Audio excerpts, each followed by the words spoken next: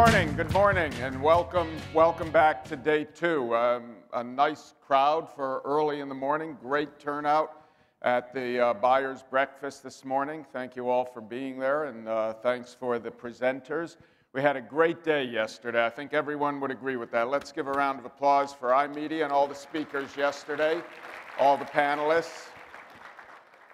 I do want to comment before I get into today's agenda and some of the observations from yesterday. I just want to share with you one more video from the GE Focus Forward campaign. A lot of people were asking me yesterday about the Focus Forward campaign. GE came to Morgan Spurlock's company, Synalon, in which I'm a partner, and basically was looking for an outreach to documentary filmmakers to learn about their passion projects around the world related to innovation and invention.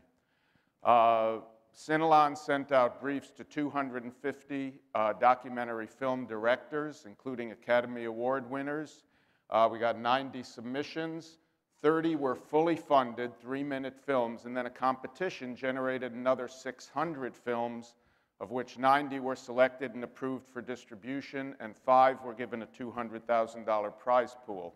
The campaign's been at 27 film festivals around the world, and most importantly, it's an example of how advertising can change and, in fact, save the world and help the world.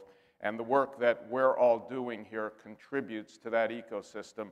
So if gentlemen in the back can tee up, meet Mr. Toilet.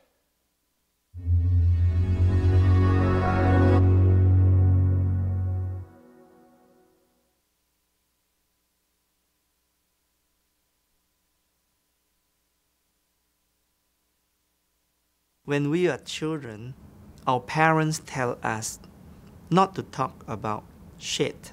This is a really serious problem. What you don't talk about, you cannot improve. A lot of people call me Mr. Toilet. I'm really proud when I hear that because it gives an identity to the work that I do.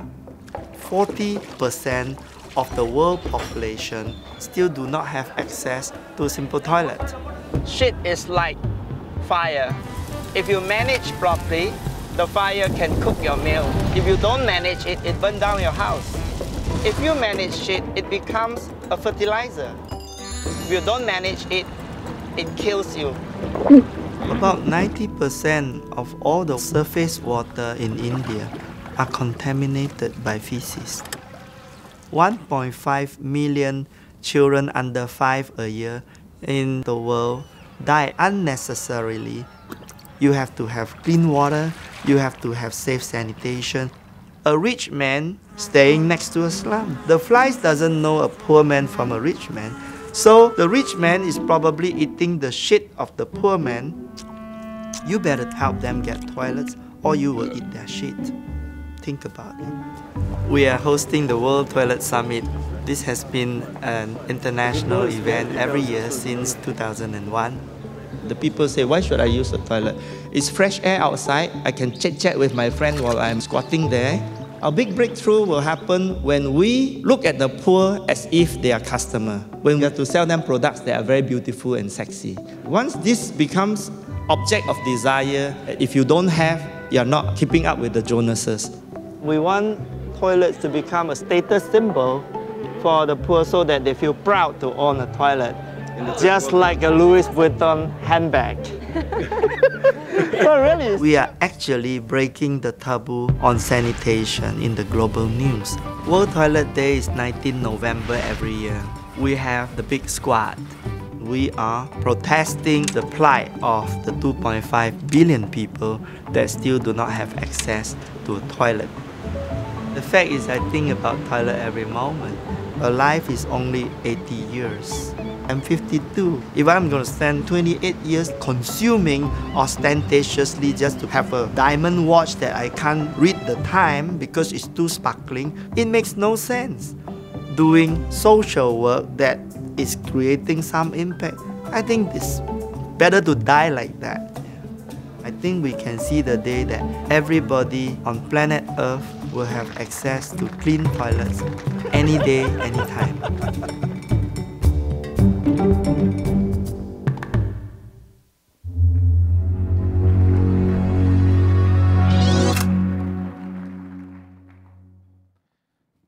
that film's had over 1 million views. Distribution's been through Vimeo, June Group, a number of other distributors. It's been accepted by the new Solve for X, Google's new Solve for X platform, which is something worth learning about, and is being launched soon.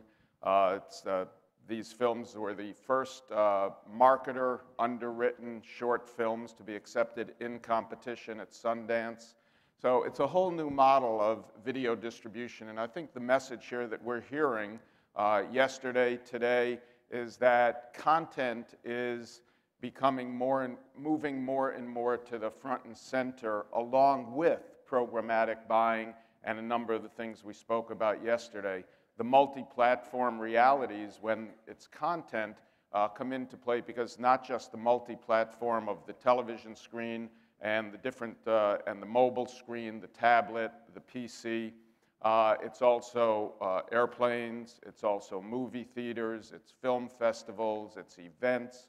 So multi-platform and video views that marketers are finding ways to fund content and generate impressions to sometimes disparate strategies, but also sometimes greatly in sync. And it just reinforces the challenges that you're all confronting as you move forward in this business, the complications, but also the incredible, exciting opportunities, and also the opportunities to work with marketers who are focused on making a contribution to the improvement of humanity and giving us all the deeper meaning that I think we all look for in our work and in our lives as well. A couple of tweets from yesterday. The most tweeted comment was Marcy and Jenks, "Vision without execution is hallucination." Vision without execution is hallucination. That's a good one. Adam Kleinberg was, where's Adam? Adam, there you are, the most active tweeter. Keep it up. It's hashtag iMedia Summit for those of you who want to tweet today. Big shift. Last year's video summit was all about content. This year's is all about measurement and buying. Well, that will continue with a research panel today, but today, Adam, we're going to hear a lot about content, a number of case studies from Yahoo, a panel hosted by MediaLink, dinner tonight hosted by DBG will bring a number of really talented content producers down from a few miles north in Hollywood here, and hopefully a couple of surprise guests. I think you're all going to want to be here for dinner. Another tweet was about Adam Gerber.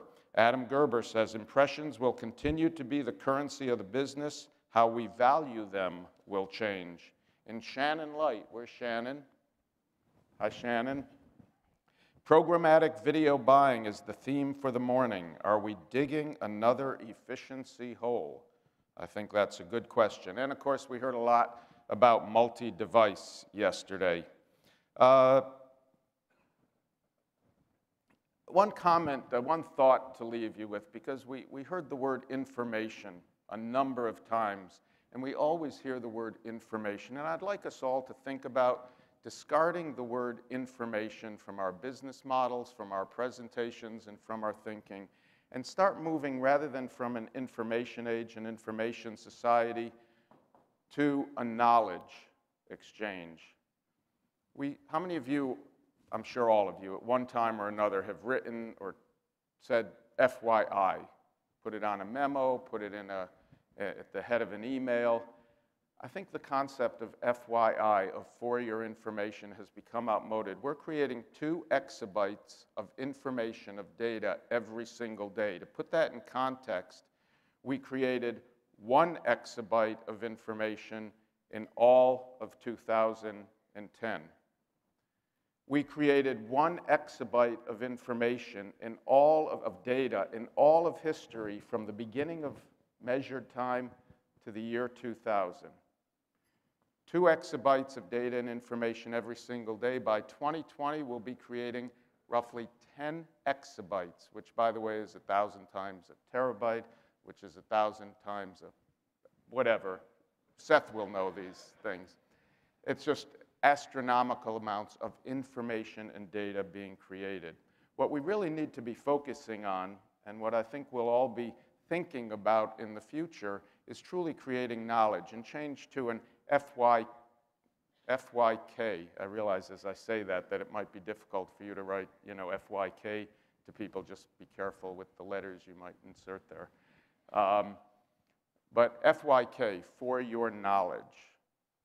And you might need to spell it out. But every time you write FYI, think about, am I just sharing one more piece of information that's fundamentally useless in performing even the most fundamental task?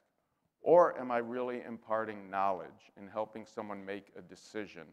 And I think what we've heard yesterday, and what we'll hear more of today is knowledge. Knowledge that can really help us in our performance, in our jobs, serve our clients more effectively, serve our own business needs more effectively by creating knowledge and imparting knowledge. And a couple of thoughts before I introduce one of the people who I've looked to for knowledge for more than a decade, Seth Haberman. I did want to share on a personal note, Marty mentioned yesterday the Women in Media Mentoring Initiative. Now, part of the honor of hosting also includes the right to be a little self-serving, but this is really not self-serving. The Women in Media Mentoring Initiative is an organization founded 18 months ago. There are over 600 women now in the New York area who have participated.